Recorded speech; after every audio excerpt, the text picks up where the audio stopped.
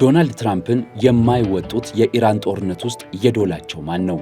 ይህ ጥያቄ ተደጋግሞ እየተነሳ ነው። ያሳሳቷቸው ሰዎች አሉ እየተባለ ነው። ቀድሞ ስሙ እየተነሳ ያለው ደግሞ ጃሬድ ኩሽነር ነው። የልጃቸው ባል ነው። አይሁድ ነው። የሳውዲ አረቢያ ወዳጅ፣ የኢራን ቀንደኛ ጠላት፣ የድርድሩ አጨናጋፊ። እነዚህ ሁሉ ስሞች የተሰጡት ጃሬድ ኩሽነር ነው። ጃሬድ ምንድን ነው የሠራው? ዶናልድ ትራምፕን እንዴት ነው ያሳሳታቸው? ከሳውዲና ከእስራኤል ጋር የመሰረተው ወዳጅነት እንዴት ያለ ነው? በዝርዝር እንመለከተዋለን። የቅዳሜ ገበያ የዩቲዩብ ቻናልን ሰብስክራይብ አድርጉ።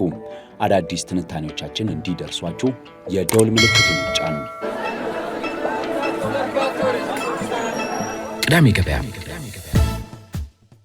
አይሁዳውያን ከእናት ምድራቸው ተሰደው ለዘመናት በተለያዩ ሀገራት ሲንከራተቱ ኖረዋል። ከነዚህ ከርታታ የአይሁድ ቤተሰቦች መካከል ራዬ ኩሽነር በፖላንድ ኖቮግሮዶክ በ1923 ተወለደች። ሀብታምና ነጋዴ ቤተሰብ ውስጥ ነው የተወለደችው። በፖላንድ ባለጸጋ የነበሩት የራዬ ኩሽነር ቤተሰቦች ነገሮች አልጋ ባልጋ አልሆኑላቸውም። ከ1930ዎቹ አንስቶ ሁኔታዎች እንዳልነበር ሆኑ። ነገሮች ተቀየሩ። የሁለተኛው ዓለም ጦርነትም በአውሮፓ መቃረብ ጀመረ። የራዬ ኩሽነር ቤተሰቦች ከፖላንድ ለመውጣት ሞክረው ነበር፣ ነገር ግን አልቻሉም። የጀርመን ናዚ ጦር ፖላንድን ያዘ፣ ለበርካታ ዓመታትም አስተዳደረው። ራዬ ኩሽነር ከወላጆቿ ጋር ወደ ፈራረሰው የድሃ መንደር አቀኑ። በዛም በርካታ እስራኤላውያንና አይሁዳውያን ሲንገላቱ ለዓመታት ኖሩ። ምክንያቱ ደግሞ አይሁድ መሆናቸው ብቻ ነው። በዛ በ4 ዓመታት የስቃይ ጊዜ ውስጥ ራዬ ኩሽነር እናቷን፣ እህቷን፣ ወንድሟን በሞት ተነጥቃለች። ከመንደሩ አመለጡ፣ ወደ ጫካ ሄዱ። ፖላንድ ጫካ ውስጥ መኖር ጀመሩ። እንደዛ ሲኖሩ የነበሩት በርካታ አይሁዳውያን ናቸው። ራዬ ኩሽነር በዛው በፖላንድ ጫካ ውስጥ ዮሴል ቦርኮዊዚን አገባች። አናጢ ነው፣ በጫካ ውስጥ እንጨት የሚፈለፍል አናጢ። ራዬ ኩሽነርና ባሏ ጦርነቱ እንዳለፈ ወደ ሃንጋሪ ቡዳፔስት አቀኑ። ከዛም ጣሊያን በስደተኝነት መኖር ጀመሩ። በስደተኞች ካምፕ ሕይወታቸውን ገፉ።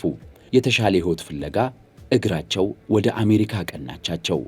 ኒውዮርክ፣ ኒው ጀርሲ አካባቢ መሠረታቸውን አደረጉ። ዮሴል ቤርኮዚ ስሙን ጆሴፍ ብሎ አይሁዳዊነቱን አጠናክሮ የኩሽነርን ቤተሰብ ተቀላቀለ። ኒውዮርክን ነገሰባት። በ1949 በሪል ስቴት ተሰማራ በኒውዮርክ። ይህ ቤተሰብ አሁን አሜሪካ ውስጥ በጣም ባለጸጋ፣ በጣም ዝነኛ፣ አሁን ደግሞ የአሜሪካ ፖለቲካ ዘዋሪ የሆነው ቤተሰብ ነው የኩሽነር ቤተሰብ። ጆሴፍ ኩሽነር እና ራዬ ኩሽነር በኒውዮርክ የመሰረቱትን ቢዝነስ ልጆቻቸው ሙሪና ቻርልስ አስፋፉት። በተለይም ቻርልስ የሪል ስቴቱን ዘርፍ በዋናነት መሩት። ከወንድማቸው ጋር በቢዝነስ ተጋጩ። ከዛ ጋር በተያያዘ በነበሩ ክሶችም ለእስር ተዳረጉ። ጃሬድ ኩሽነር የቤቱ የመጀመሪያ ልጅ ሆኖ የአባቱን ቢዝነስ ተረክቦ የኩሽነር ቤተሰብን ቢዝነስ ጣራ ላይ ያደረሰው። ቢሊዮኖችን ደራረቡ፣ ባለጸጎች ሆኑ። አሁን ካሉት ፕሬዝዳንት ዶናልድ ትራምፕ ጋርም ጥብቅ ትስስር መሰረተ። አማካሪያቸው የልጃቸው ባል አድራጊ ፈጣሪ ሆኖ ዋይት ሃውስ ገባ። ጃሬድ ኩሽነር እነ ዶናልድ ትራምፕና ሌላኛው አማካሪያቸው ስቲቭ ዊትኮፍ በዕድሜያቸው መባቻ ያገኟቸውን ቢሊዮኖች ገና በወጣትነቱ ያሳካ ነው። አሁን 45 ዓመቱ ነው ጃሬድ ኩሽነር። በወዳጆች አማካኝነት ከኢቫንካ ጋር የተዋወቀው ጃሬድ ኩሽነር ዛሬ ላይ 3 ልጆችን ከኢቫንካ ወልዶ በትዳር እየኖረ ነው የሚገኘው። ግንኙነታቸው በ2005 አካባቢ እንደሆነ ይነገራል። ከዛን ወቅት በኋላ ወደ ትዳር ሲጣመሩ በ2009 ላይ ጃሬድ ኩሽነር አይሁዳዊና የአይሁድ ቤተሰብ ልጅ በመሆኑ ኢቫንካ ትራምፕንም የአይሁድ እምነት ተከታይ ያደረጋት፣ አገባት፣ ልጆች ወለዱ። የዶናልድ ትራምፕ ሁነኛ ሰውም ሆኖ ብቅ አለ። ዶናልድ ትራምፕ የመጀመሪያውን ምርጫ ሲወዳደሩም ሆነ ፕሬዝዳንት ሲሆኑ ከልጆቻቸው በላይ ዋነኛ አማካሪያቸውና አድራጊ ፈጣሪ የሆነው ጃሬድ ኩሽነር ነው። ልጃቸው ኢቫንካ ትራምፕና እሱ አማካሪ፣ እንዲያውም ልዩ አማካሪ ተብለው ደረጃ ተሰጣቸው። ጃሬድ ኩሽነር በተለይ ዶናልድ ትራምፕ ስልጣን እንዲያዙ አባቱን ከእስር በምህረት ፈተውለታል። እሱም ዶናልድ ትራምፕን ታከተኝ ሳይል አገልግሏቸዋል። በእርግጥ በዶናልድ ትራምፕ አስተዳደር ውስጥ በማገልገሉ ቢሊዮን ዶላሮችን ያፈሰባቸው የቢዝነስ ሥራዎችን ሰርተዋል ብለው የሚወቅሱት በርካቶች ናቸው። በመጀመሪያው የዶናልድ ትራምፕ የሥልጣን ዘመን ጃሬድ ኩሽነር በጣም የሚታወቀው በመካከለኛው ምስራቅ የሰላም ስምምነት ዙሪያ ነው። በዚህ የሰላም ስምምነት ዙሪያ የትራምፕ የስምምነት ሐሳብ በሚል የመካከለኛው ምስራቅ ሀገራትን እየተዘዋወረ በማነጋገርና በማደራደር አብርሃም አኮርድ የሚባለው ስምምነት እንዲፈረም አደረገ። ይህ አብርሃም አኮርድ የሚባለው ስምምነት ከዚህ ቀደም ለእስራኤል ዕውቅና ያልሰጡ የአረብና የሙስሊም ሀገራት ዕውቅና እንዲሰጡ የሚያግባባ የተባበሩት አረብ ኤሚሬትንና ሞሮኮን ጨምሮ በርካቶች እንዲፈርሙት የተደረገ ነው። ይህ የአብርሃም አኮርድ በእስራኤል ግንኙነት አዲስ ምዕራፍ የከፈተ፣ ለቤንያሚን ኔታንያሁም እንደ ድል የሚታሰብ፣ ዶናልድ ትራምፕ ሰላም ወዳድና አግባቢ አድርጎ ያቀረበ በመሆኑ የሚኮሩበት ስኬታቸው ነበር። ትራምፕ ኒውዮርክን በሪል ስቴት ቢዝነሱ የነገሰባት ጃሬድ ኩሽነር ዶናልድ ትራምፕ ከስልጣን ሲወርዱ አብሮ ተሰናበተ። ነገር ግን ባዶ እጁን ወደ መንደሩ አላቀናም።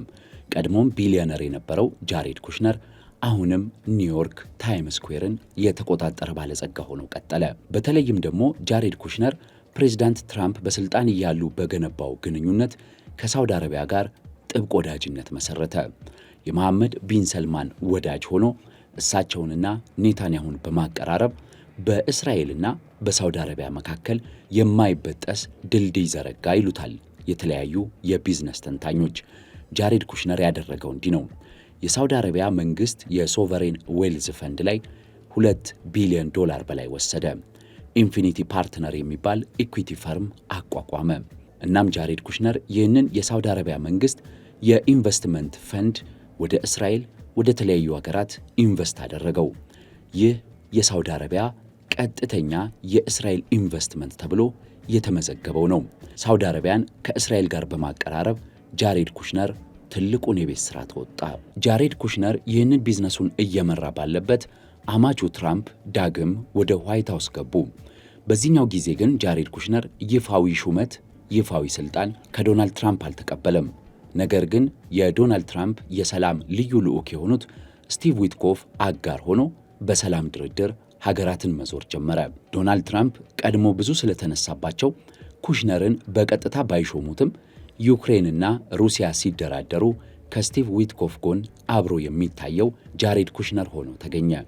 በመካከለኛው ምስራቅ የሰላም ስምምነትም ጃሬድ ኩሽነር ዋነኛ ተደራዳሪ ሆኖ ከስቲቭ ዊትኮፍ ጋር ወደ ጄኔቫ ቀና። ስቲቭ ዊትኮፍና ጃሬድ ኩሽነር የዕድሜ ልዩነት ካልሆነ በስተቀር ሁለቱም በኒውዮርክ ሪል ስቴት የበለጸጉ ቢሊዮነሮች፣ ሁለቱም አይሁዳውያንና ሁለቱም የዶናልድ ትራምፕ የቅርብ ሰዎች ናቸው። እናም ሁለቱን አምነው ዶናልድ ትራምፕ ከኢራን ጋር ያለውን ድርድር ያለ ውጭ ጉዳይ መስሪያ ቤታቸው አጋዥነት በሁለት ወዳጆቻቸው ብቻ መምራታቸው የመጀመሪያው ስህተት ነው። የኦማን መንግስት በጣም በለፋበት የአሜሪካና የኢራን የኒኩለር ድርድር ነገሮች በበጎ አቅጣጫ እየሄዱ እንደነበረ ይነገራል። በኦማን ሞስካት የጀመረው ድርድር ወደ ስዊዘርላንድ ጄኔቫ አቅንቶ በጣም በስሎ ነገሮች መስመር እየያዙ ነበር የሚሉ ዲፕሎማቶች አሉ። በዚህ ድርድር ላይ የተገኙት የእንግሊዝ መንግስት ተወካይ ከድርድሩ በኋላ ለሀገራቸው መገናኛ ብዙሃኖች በጣም ልዩ ድርድር እየተደረገ ነው፣ ኢራንም ወደ ስምምነት ተቃርባለች፣ ያልጠበቅነው ነገር ከኢራን እየመጣ ነው ብለው ተናገሩ። ነገር ግን በቀናት ውስጥ ዶናልድ ትራምፕ ከእስራኤሉ ቤንያሚን ኔታንያሁ ጋር በመሆን በኢራን ላይ የሚሳኤሎችና የቦምብ ናዳዎች ማዝነብ ጀመሩ። ለምን የሚለው ጥያቄ መነሳት የጀመረው የዚህን ጊዜ ነው። ጃሬድ ኩሽነርና ስቲቭ ዊትኮፍ ለዶናልድ ትራምፕ ምንድን የነገሯቸው? ኢራን አልተስማማችም ያሏቸው ምንድን ያሉት የሚለው ጉዳይ መነጋገሪያ እንደሆነ አለ። ነገሩና ድርድሩ ከተዘጋ በር ጀርባ የተከናወነ በመሆኑ ዝርዝሩን የሚያውቁት የኢራንና የአሜሪካ ተደራዳሪዎች እንዲሁም የኦማን ባለስልጣናት ብቻ ናቸው። እስካሁን የኦማን ሰዎች በግልጽ የተናገሩት ነገር የለም። ኢራናውያኑ ተክደናል፣ አሜሪካውያን ለሰላም የዘረጋነውን እጅ ጠምዝዘው ካልደበደብናችሁ ብለውናል፣ አንንበረከክም ብለዋል። የአሜሪካ ተደራዳሪዎች ደግሞ ኢራን የተሳሳተ ስሌት ሰርታለች፣ ነግረናቸዋል ብለዋል። ይህንን ካሉ በኋላ ነው ዶናልድ ትራምፕ ወደ እርምጃ የገቡት። ስቲቭ ዊትኮፍ እና ጃሬድ ኩሽነር ትራምፕን አሳስተዋቸዋል የሚባለውም ለዛ ነው። ጃሬድ ኩሽነር እና ስቲቭ ዊትኮፍ ሁለቱም አይሁዳውያን ስለሆኑ በዚህ ድርድር ላይ የአሜሪካን ሳይሆን የእስራኤልን አቋም የሚያንጸባርቁ ከአሜሪካ ይልቅ የእስራኤል መንግስትና የቤንያሚን ኔታንያሁ መልእክተኞች ሆነው ነው የተደራደሩት ብለው የሚወቅሷቸው አሉ። አሜሪካን ወደማይገባ ጦርነት የመሩት ቤንያሚን ኔታንያሁ ብቻ ሳይሆኑ በተደራዳሪነት የተሰየሙት ሁለቱ አይሁዳውያን ስቲቭ ዊትኮፍ እና ጃሬድ ኩሽነር ናቸው እየተባለ ያለውም ለዚህ ነው።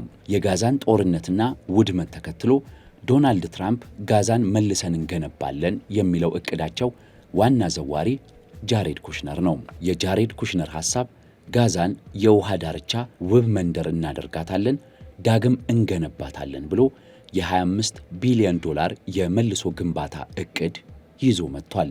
ይህ እቅድ የጋዛ ፍልስጤማውያንን ካሉበት የሚያፈናቅል እጅግ አሰቃቂ እቅድ ተብሎ በተለያዩ የሰብአዊ መብት ተሟጋቾች ሲኮነን፣ ዶናልድ ትራምፕና ጃሬድ ኩሽነር ግን የተሻለ ነገር እንፈጥራለን፣ ፍልስጤማውያንን ወደ ሌላ ቦታ እናሰፍራቸዋለን ብለው በድፍረት ተናግረዋል። የ45 ዓመቱ ጃሬድ ኩሽነር በአሜሪካ ፖለቲካ በዶናልድ ትራምፕ አስተዳደር አሁን ዓለምን እያናወጠ ባለው የኢራን ጦርነትና የነዳጅ ቀውስ ስውር እጁን የዘረጋ ነው።